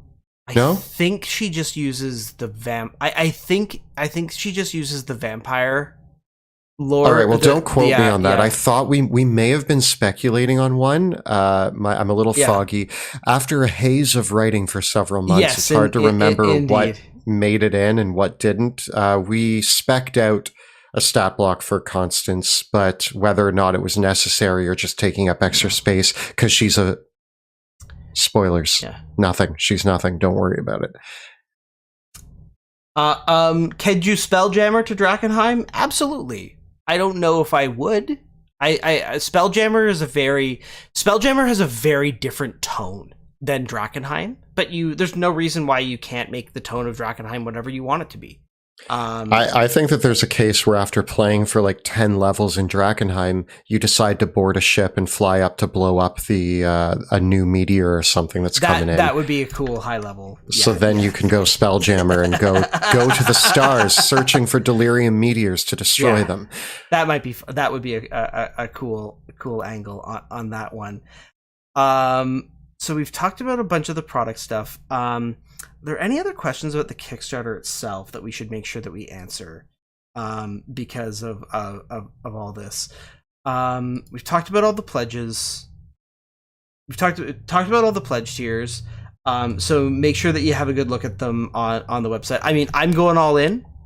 Are you going all in, Kelly? I went all in. Yeah. I was, I tried to be as fast as possible, and I was backer number 26 on my own Kickstarter. I was literally there when it went live. I was on the website already, and I was still backer 26. So everybody who beat me, you're really fast. Yeah. That was I was not backer number 1 for Dungeons of Drakkenheim, but I was backer number 3 this time around. You got to support yourself. You know what I mean? You got to take care of yourself. If you can't support yourself, how the hell are you going to support somebody else? Yeah. So that's fun stuff. Do you have any advice for artificers wanting to use delirium as crafting component? This is something that comes up a lot. I will say that unfortunately we aren't able to include artificer material in our books thanks to the SRD. We use everything that is at our disposal, but artificers is not one of the things that we can use. My advice, go watch the one-shot Untold Tales Rooked. Mm-hmm. Because you can reflavor any existing subclass or class to feel Drakkenheim-y. And what I did is I made an artillerist artificer whose gun was fueled by loading delirium crystals into it to fire his spells out of it. I would say the thing with reflavoring, don't change any of the mechanics.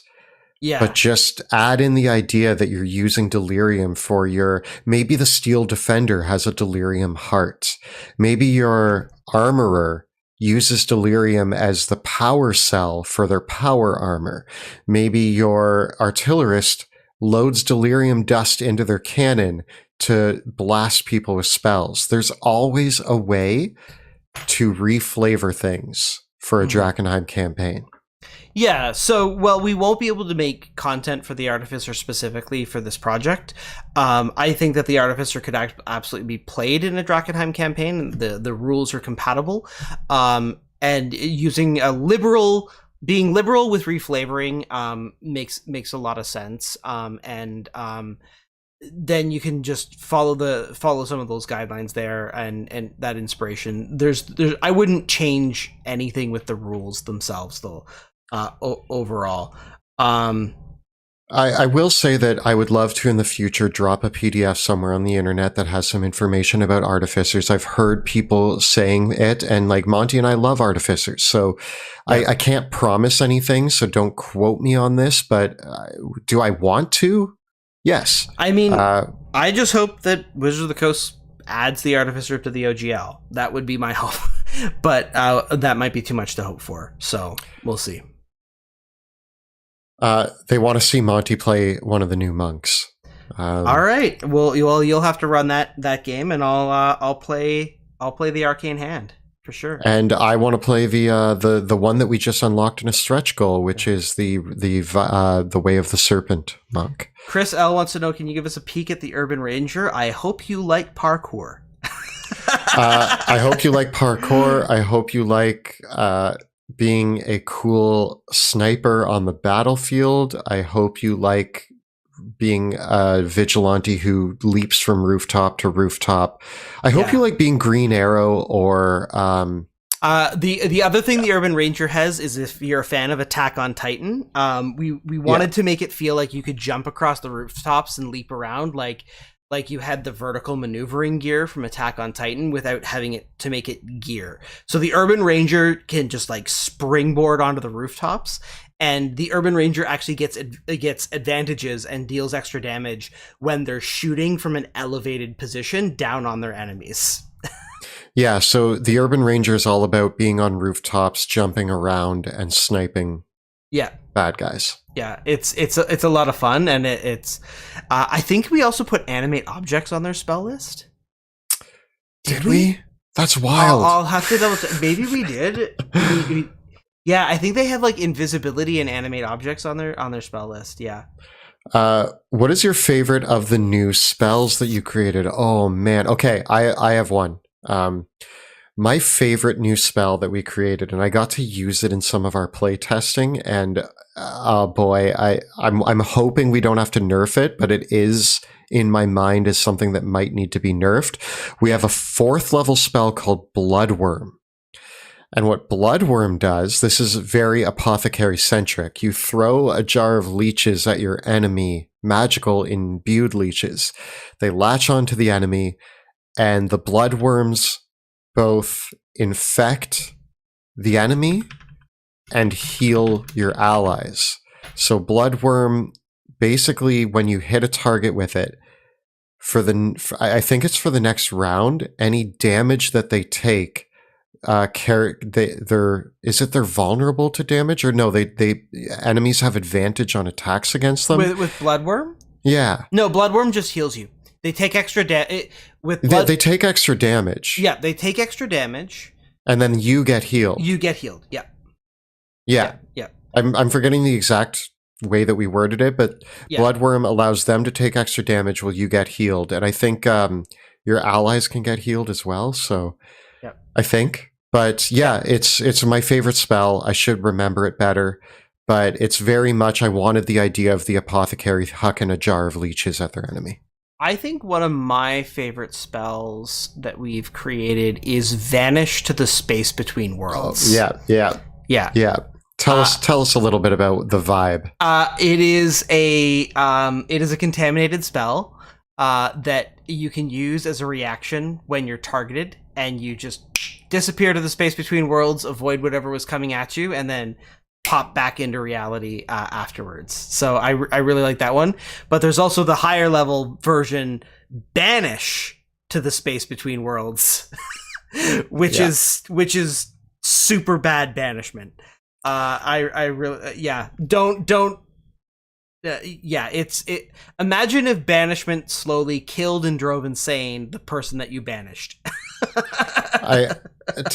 To mention a few other spells, I think, actually not even to mention them by name, but with the non-contaminated spells, there's a lot of spells that do really cool effects, like cause the poison condition and exhaustion, or there's one that like poisons you and blinds you. So we really tried to think of ideas for like what does it feel like to be in a hazardous situation where the ground gets covered in poisonous chemicals, and like you're inhaling fumes that burn your lungs or sting your eyes. And so we have a lot of really mean spells that will like slow you down, cause exhaustion, cause poison, blind you, and it'll be intense. So I'm really excited for some of those spells. The other question from Alexander F is, how do you guys play test this stuff? Is it just you and your friends? By and large, yes. Often it's just me and Kelly. And so that is why we do need to have the support of our backers to do more playtesting. Because, well, Kelly and I have been working very diligently to playtest all this material and do sample encounters. We had some of our amazing moderators from our Discord join us in playtest games. We had some of our other collaborators playtest with us, and we got all of our feedback from our editing team. The reality of it is that when you do the math for playtesting, let's say that you want to playtest a new class, right? You need to, if you want to playtest a new class once, just do a single run through of that class from level 1 to 20. Well, at the very least, don't you need to play one game at every character level to playtest just the class? So that is 20 games of D&D to playtest a class from level 1 to 20. But that's just for one subclass. So to do one subclass, to do a new class with its new subclasses for every level, now you're up to 60 games of D&D just to playtest that one class. And that's just to do it once. Right. And maybe you can get the more spells. Maybe you can double that up and find more efficient ways. But like, actual playtesting is a monster. The math is not favorable for playtesting D&D. It is just not. And so we will need the support and feedback of our community and our backers to fully finish this playtesting. Kelly and I are confident that what we've found with the playtesting process is that we can address things like, is it fun? Is it playable? Does it capture the fantasy? But what you really need a community of backers for, and what you need that community support for, is the wording correct? Does the wording make sense? Can people understand that? And then number 2, you need a lot of people to give you feedback to make sure that you've got the balance right. So basically, our current draft of the book, we have this big red highlight on all the damage numbers of every single spell, because we know we're probably going to need to do things like adjust the spell level or adjust the damage of a bunch of the spells. And that's something that we're only going to find out when we get a bunch of playtesting feedback. There's a great question here. Where was it? Was there a subclass or spell you worked on for a while that in the end proved unworkable and scratched? There was a lot, I think. Monty and I originally had 3 different subclasses for the Apothecary when we were first speccing it out. But all 3 of those subclasses got sort of mashed and melded together. Some of them became the esoteric theories. We had a surgeon subclass that was a melee combatant, but then we thought, why not give all apothecaries the option of becoming a melee combatant? So the surgeon split and merged with another subclass we were working on and became the reanimator. And then a lot of the focus on melee combatant got put into esoteric theories. Originally, we had a plague doctor subclass, but we felt that plague doctors were way too overdone. And so the pathogenist borrowed a lot of what the plague doctor was doing, and elements of the plague doctor became esoteric theories. So that went through a lot of iterations. One of the funniest moments for me is you're going to notice in the stretch goals, we double up on some subclasses. There's 2 monks, 2 warlocks, 2 barbarians, and that's because Monty and I each came to the table with vastly different ideas on a cool build. But the one that gets me is we almost had 2 fighters. But when Monty and I got together and slapped our fighters down, we read them and we had accidentally created almost the same fighter subclass. Yeah. They mirrored each other really weirdly. So we actually just grabbed the abilities of both of our fighters, took our favorites from both, mashed them together when they could, and created one fighter subclass. So there was a lot of working and reworking. I think there's probably a handful of spells that just got scrapped because they felt repetitive, redundant, or weren't doing what we wanted them to do. But you never know. Sometimes an idea doesn't fly at first, but then when you see it in the context of other ideas, you find ways to resurrect it. So it is a process. Right? It's a process. Things take time. Things change. Sometimes you have something that has a really cool name, but then mechanics don't work for it, and the name changes several times around. So sometimes you are informed by the fiction in interesting ways.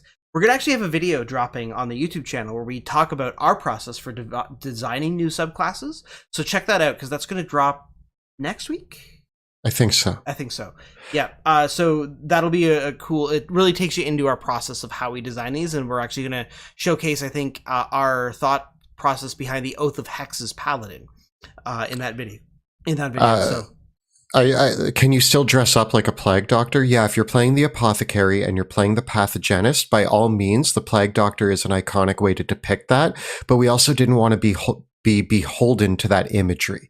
Yep. If you want to play a plague doctor, if you want to play a pathogenist who looks entirely different, you can. So we didn't want that to be evoked in the artwork, but absolutely the Plague Doctor was a vibe for the Apothecary in Origins. So if you want to throw on the mask, put on the cloak, toss poison around the battlefield, yep, you can definitely do that with the Apothecary. It's going to be so much fun. I can't wait to hear about all the characters that you'll be able to play with the Apothecary, and all the amazing stories that people will create at the table. We're out of time for tonight, but we're going to be doing this a couple more times during the Kickstarter. We're going to be back tomorrow night with Fate of Drakkenheim as well. And if you do have more questions for us, there's several places that you could ask those questions. You can leave comments on our YouTube videos. You can add us on social media, our Twitter, @Dungeon_Dudes. If you want to, in the description will be a link to our Patreon, where you can get on our Patreon only Discord, where we have discussion there. But if you don't want to sign up for our Patreon but want to get on Discord, we have a channel for Drakkenheim discussion on the Ghostfire Gaming Discord server. So we'll have links to that below as well, that you can join and ask your questions there. And you can also leave a comment on the Kickstarter page itself, and we'll be sure to answer those questions as quickly as we can. So if you got more questions, we couldn't get to everybody tonight, but we'll be answering all those questions. Again, comments, leave all that in there. We'll get back to you as soon as we possibly can. But thank you so much. Yeah, thank you, everybody. They did just update the Kickstarter page so that you guys know, with the stretch goals updated. I didn't even realize we unlocked the Exorcist, so that's really exciting. We'll talk about that soon. Another Apothecary subclass, and 400's coming up strong. Thank you all so much, not only for being here to listen to us talk, but for all of you who have backed this project already. It's absolutely incredible to see. We are blown away, and we are so excited to talk more with you about all the cool things coming up in this book, and just getting hyped about it, because we're having so much fun making this stuff, and we hope you have fun reading it and playing it in your games. Well, with that, thank you all so much for being part of this journey once again. At the end of the day, this would not be possible without your amazing support. Whether you watched our videos, whether you followed our live streams, whether you backed the first project, or whether you're joining us for the very first time, thank you all so much. We got plenty more for you in store in the world of Drakkenheim. We'll see you next time. Good. Bye.